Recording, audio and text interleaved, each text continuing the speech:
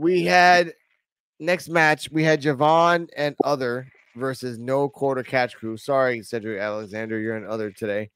Damn. This is in He the don't big even have a name. ring. He don't even have a name this week. Oh, sorry, I called him Other. He has a name. He has something of a name. He sucks. Sorry. Cedric came out, did his thing. Javon jumped over the ropes again, did his thing. Ren got out the way. Ren later on was running away from Kaylani, so they ran away. Javon and Cedric did the backstabber or the backbreaker, whatever you want to call it. And Javon did his special. And for the 1, 2, 3, Javon and Mr. Cedric Alexander won. After the match, this was announced, which pissed off Joe so much that he drove 155 miles from wherever the fuck he was to his house. In 20 minutes. Javon Evans. In 20 minutes. Randy Orton. Hey, Joe had that boy. Hey, Joe had a floor to it was floor. He was doing 160, 200 all the way home just so he could talk about this.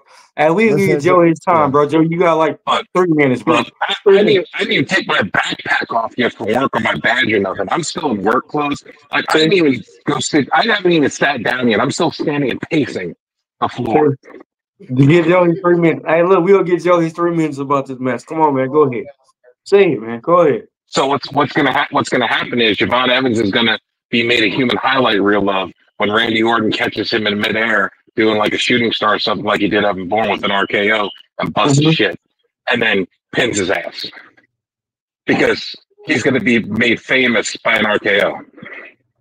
But you heard his comment. You heard his comment. He said he about to be the legend hunter. So pretty much you saying he finna beat Randy Orton. No. Randy Orton's going to shit all over him. Randy Orton is going to destroy Javon Evans.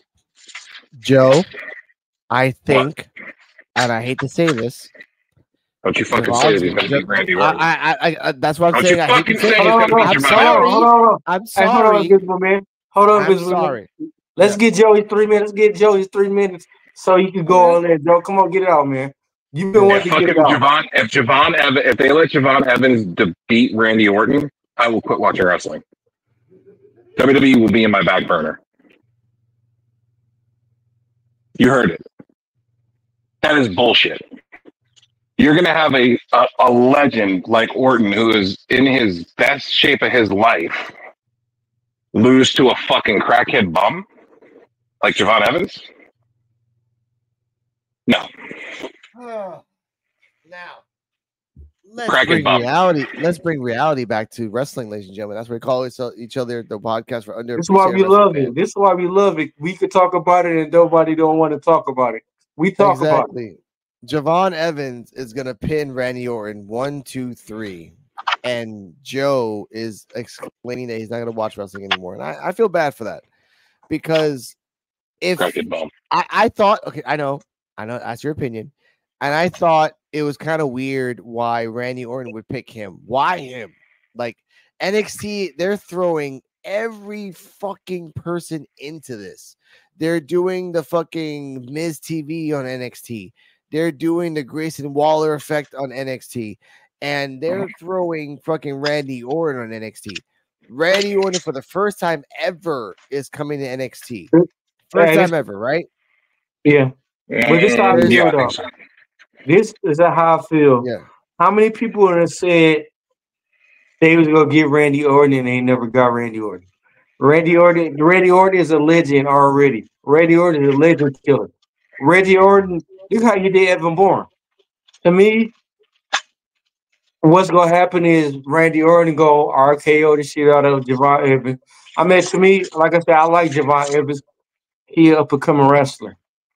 When I said he needs some more time. And he needs a steak diet. He needs to be fed all steak. If he can at least get the he's like 30, 40 pounds. If he can at least get to at least 200, 215, then we can start taking him serious and everything. But like right now, you lightweight. You can't deal with Randy Orton like when you're a lightweight like that. I feel like how many small people? Think about this Rey too. Mysterio. Rey Mysterio wasn't even small. Rey Mysterio wasn't even small. Like he wasn't even that small. Like this dude is the smallest dude. The dude smaller than me, and I'm small. Didn't you see the way Bronson Reed threw him at Braun Strowman on Monday Night Raw? Okay, yeah, those are two big guys who eat a lot of big things. Like we're going on the fact that, and by the way, Joe, they can do a schmoz at the end of the match between Randy Orton and Javon because the NQCC still hate. No. Give me that. No, this is the point. No This is the point. Listen to me. I know you don't like to hear this, but I've always been honest and straight shooter. Okay, this is how it's going to go down. I'm sorry to say this. Randy Orton and Javon Evans have a great match. Randy Orton tries to do the cutter, the RKO on Javon, and in case you forgot, Javon can kind of counter that already because there's been a couple wrestlers that have been trying to do that shit on him, so he can counter the RKO. Boom. New quarter catch crew come out of nowhere to interfere. RKO to everybody. Javon Evans take that advantage and roll up 1, 2, 3. I bet you six pack. I bet you six pack invisible, man. Or here we go. Or let me give you the NXT WWE way of doing things. Yes. Babyface. Right? Start them off in the opening match. Right? Like, oh shit, we're getting Orton versus Javon Evans in the opening match. Right? Yeah. No quarter catch crew get involved. Match gets thrown out. Orton and Javon fight off the no quarter catch crew. They make a tag match for the main event. True. That would work.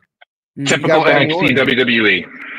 Invisible man. You heard what I said, right? I'll buy the six pack if Javon Evans win. I think Javon Evans might win by. I think he might win by disqualification because of the fact that they last week, as much as Joe doesn't want to admit this, and he was respectful in this, but he didn't want to admit it. It was a good match between Javon and No Quarter Crash Crew. It was, and they didn't let him lose over the fact that. I mean, they let him lose, obviously, but they protected him because they see a future in Javon Evans. And I see a future in him too. Give him my 20, 25 pounds, give him some muscle, fine. But the guy is the WWE version of Dante Evans. I mean, Dante Jordan. You have to protect him, but at the same time, let him shine. And again, you mean Dante Martin? Yeah, sorry, Dante Martin. And at the same time, Joe, Randy Orton, being part of the business, can either do one or two things: be a Hogan and win because you're just fucking Randy Orton, or lay on your back because that's the part of the business, letting the young people shine because you think there's a future in him. Okay. Well, in this case, I hope he's a Hogan because I don't want to see that motherfucker go anywhere. No, because we don't want to be the same guy who said, "Well, if Benoit did some things, and people forgave him, they can forgive me too." That's an actual Hogan quote, ladies and gentlemen. Oh, that's an actual fucking Hogan quote. This is a breaking news right here. I'm gonna hit you with the breaking news. When Kevin Nash said, he said, how you say?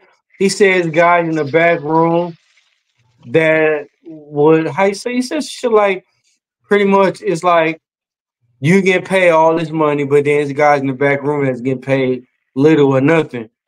To me, Kevin Nash, you're wrong, buddy, because he had a contract where he had to outbid everybody who got a new contract that made more than him.